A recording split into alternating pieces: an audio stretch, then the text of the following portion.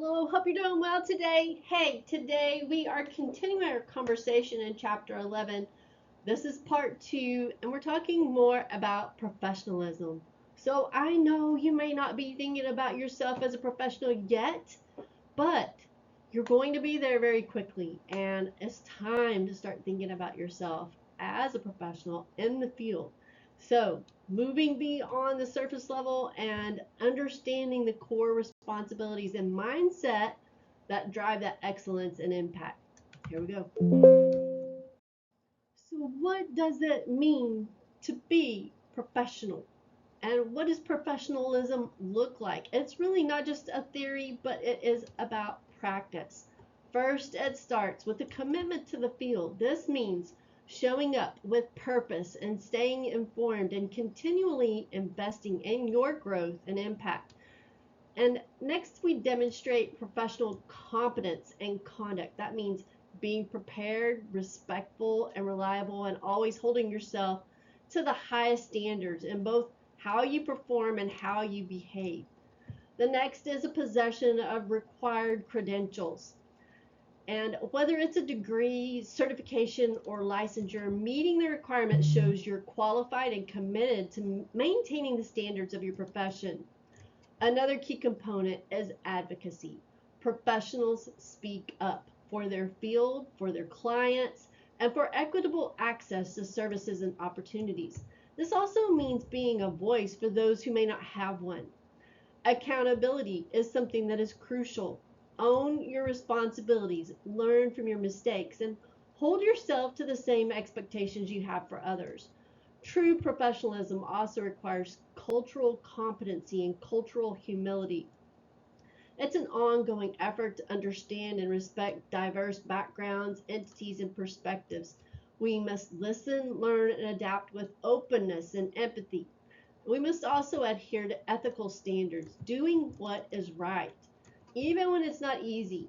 Ethics guide how we interact, make decisions, and represent our field. As professionals, we should also strive to be positive role models. Whether you're mentoring a student, leading a team, or serving in your community, how you conduct yourself matters. Involvement and continued professional development are vital as well. Attending conferences and earning continuing education units, joining professional organizations like the KSO, and stay engaged in conversations that advance the field. And finally, remember the importance of service, contributing to your profession and your community, not for recognition, but because it's the right thing to do. Professionalism isn't a single act, it's a way of working, leading, and living with integrity, commitment, and purpose. So let's talk about leadership. As the picture says, leaders have a vision, a strong belief in the value of their endeavors, and a commitment to their profession. This is the foundation of professionalism. It's not about having a formal title, it's about embodying a forward thinking perspective. It means you don't just see your work as a series of tasks, but as a meaningful endeavor with real value. This conviction and commitment are what inspire others and drive progress. A professional's role extends into advocacy and accountability, as we discussed earlier. It is absolutely essential that you advocate for your programs. You must be the primary champion for the value and growth of your work. Alongside this, we have a responsibility to address social justice issues. This means actively working to correct inequities and ensuring fair opportunities for everyone we serve. And of course, a professional must be accountable, reliable, responsible, and willing to own their outcomes. And so in this slide, it mentions the challenge of achieving cultural competency, which it notes is not a discrete endpoint. It leads us to our next point. Cultural humility. Unlike cultural competency, which can feel like a checklist, cultural humility is an ongoing process. It requires continuous self reflection and self critique. It's about acknowledging that our own perspectives are inherently limited and understanding the historical power imbalances in our society.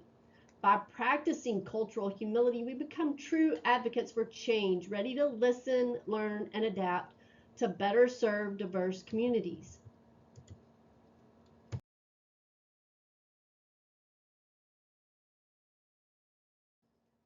So, joining a professional organization is one of the smartest steps you can take as a student or emerging professional. Let's look at why membership matters and how it can truly shape your career. First, it gives you an opportunity for service, whether it's volunteering at events, mentoring others, or contributing to initiatives that impact your community or your profession. Being part of an organization allows you to give back in meaningful ways. You also have the opportunity to shape the future. Many organizations advocate for policy change, educational reform, and ethical standards. As a member, you can have a voice in those efforts and help influence the direction in your field. It's a great way to gain new skills and knowledge through workshops, webinars, certifications, and publications. You'll stay up to date with the current trends, tools, and best practices. You'll also gain access to support and assistance, whether that's mentorship, career guidance, scholarship information, or help navigating a specific challenge in your field. One of the biggest benefits is networking. You'll meet peers, professionals, and leaders who share your interests. These connections often lead to internships, job opportunities, or long-term collaborations. Professional organizations also serve as a forum for research and innovation. You can learn from others' work or even present your own at conferences, in journals, or in special interest groups. There are also employment opportunities. Job boards, resume banks, and employer connections are often exclusive to members. And finally, many organizations offer financial benefits like student discounts, scholarships, grants, or reduced conference fees, making it easier to grow professionally without breaking your bank. In short, belonging to a professional organization isn't just a line on your resume, it's an investment in your future, your growth, and your ability to lead and serve in your field. So, how do we continue to grow and stay engaged? By belonging to professional organizations. So, let's look at a few examples. The American College of Sports Medicine, or ACSM, is a great one. Its mission is to promote and integrate scientific research, education, and practical applications of sports medicine and exercise science. And it does that through publications like Medicine and Science in Sport and Exercise. The ACSM provides the resources we need to stay at the cutting edge of our field. We also have regional chapters of the American College of Sports Medicine, the Texas chapter, and it's at a reduced cost rather than the national organization. Um, it's a little bit cheaper, a lot, not just a little bit, it's a lot cheaper. And it's nice that it's local. It's usually held in Waco, Texas, in February, and it's fairly inexpensive to go to the conference as well. So, something to think about. The National Athletic Trainers Association, or NADA, plays a vital role in promoting the highest standards of care for athletes and physically active individuals. Its mission is clear: to enhance the quality of health care for athletes and those engaged in physical activity and advance the profession of athletic training through education and research in the prevention, evaluation, management, and rehabilitation of injuries. NADA is more than just an organization, it is the driving force behind education, the certification, and professional standards for athletic trainers nationwide. That is something to be aware of, in that with NADA, it's you go through a board of certification exam, and you're nationally certified, versus there is a Texas exam that you can take. But just know marketability is much better with the national versus just the Texas. It is more expensive. You have to be aware of that. So NADA basically ensures that athletic training professionals are well prepared through rigorous educational programs and continuing education requirements.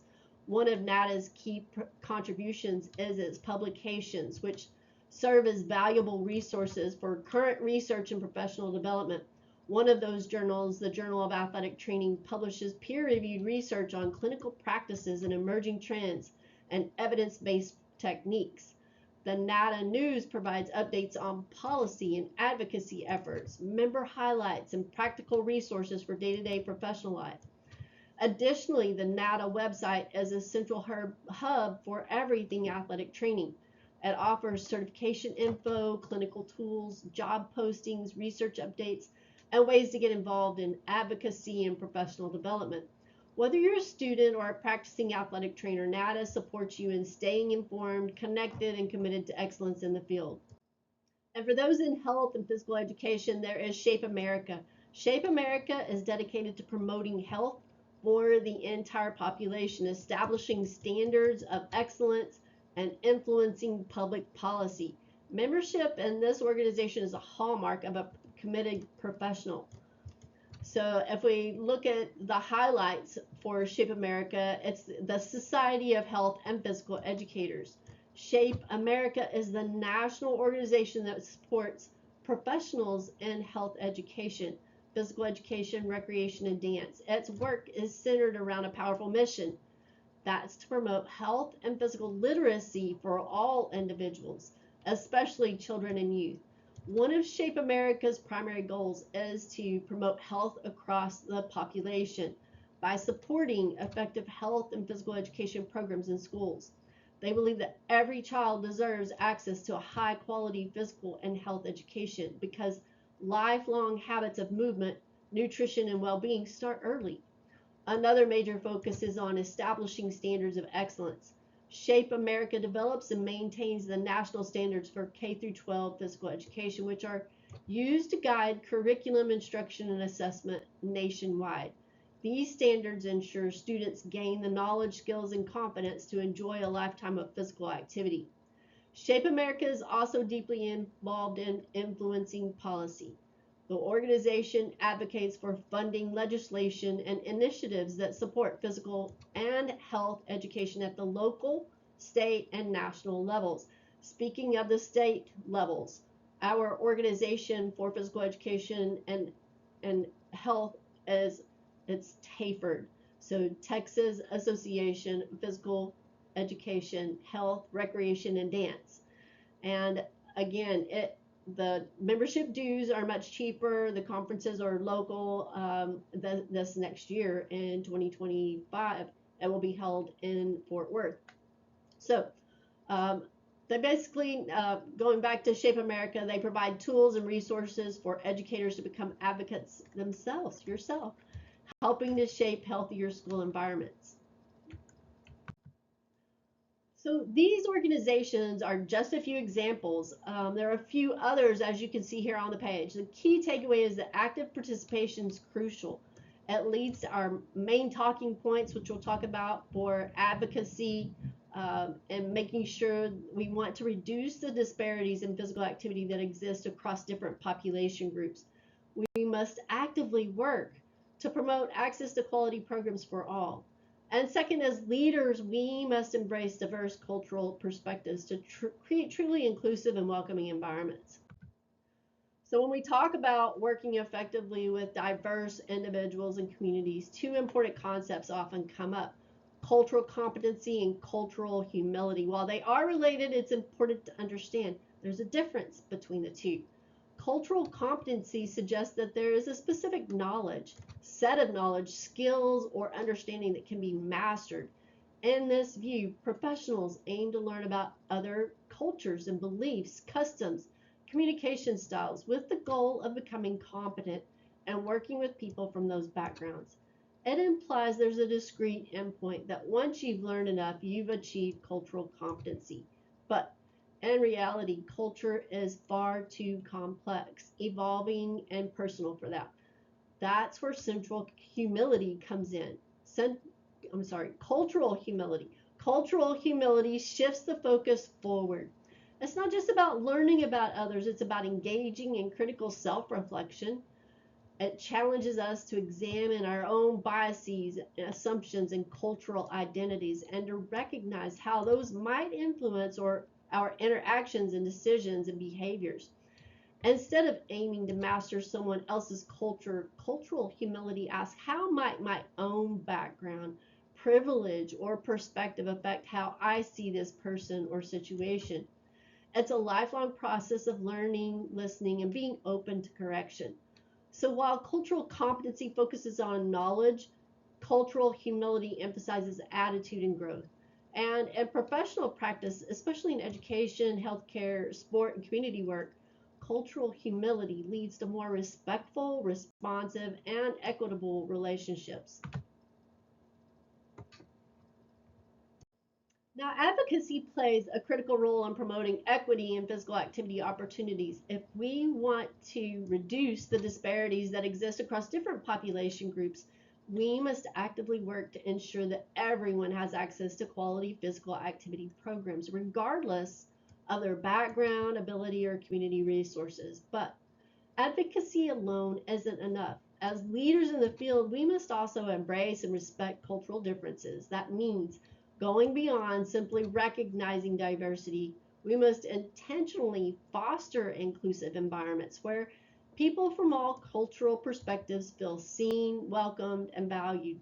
True inclusion is not just about who is present, it's about who is engaged, supported, and empowered to participate fully. By combining advocacy with cultural awareness and humility, we can help build physical activity programs that serve everyone and not just a few. The field of kinesiology is rapidly evolving, and with it, so are the career opportunities. As the disciplines within kinesiology continue to grow, we're seeing shift toward a more interdisciplinary approach. This opens doors to new and diverse career paths that blend movement science, technology, healthcare, education, and business. It's also important to understand that the modern workforce looks very different than it did a few generations ago. While our grandparents may have stayed in one job for their entire careers, millennials and Gen Z are expected to change jobs, possibly even careers, multiple times. That's not a weakness, it's a reflection of a fast changing world where flexibility, adaptability, and lifelong learning are essential. And in today's job market, one thing is certain: technology is everywhere. Strong computer and technological skills are no longer optional. They're critical across many roles in kinesiology, whether you're working in health data, wearable tech, biomechanics, virtual fitness, sport analytics, or rehabilitation. To stay competitive and prepared, embrace the shift, build your tech skills, be open to interdisciplinary learning, and see changes not as setbacks but as opportunities for growth. So, key takeaways from our discussion today is leadership and vision. Effective professionals are leaders who possess a clear vision, a strong belief in their work's value, and an unwavering commitment to their field. Advocacy and social responsibility. It is essential to actively promote the value and growth of your programs. And professionals must work to address inequities and act as agents for social justice and change. True professionalism involves a continuous process of self reflection and a commitment to understanding and addressing power imbalances rather than just achieving a static cultural competency. There are core principles of accountability, taking ownership of your professional responsibilities and outcomes, and a deep understanding of the scientific and theoretical underpinnings of your field is non-negotiable. So it's not just about who you know, I know you've heard that, but also what you know. That's important. And belonging to organizations like ACSM, NADA, and Shape America is vital for staying current, assessing resources, and influencing policy. Another key goal is to advocate to improve access to quality programs, reducing disparities in physical activity, and creating inclusive environments that respect all cultural perspectives. And that is all that I have for you today. I look forward to talking with you again. Have a great day.